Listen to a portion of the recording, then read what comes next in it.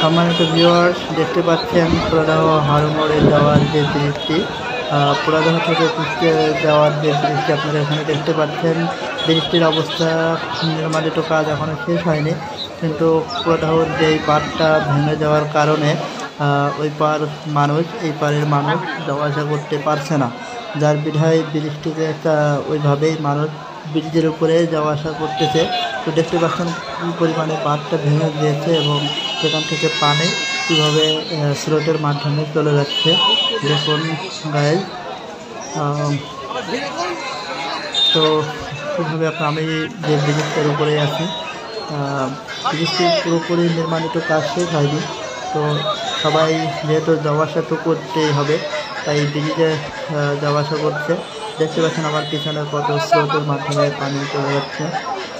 তো দেখতে পাচ্ছেন আমি সেই ব্রিজের উপরেই আছি, পুরাদহ ব্রিজ। সবাইকে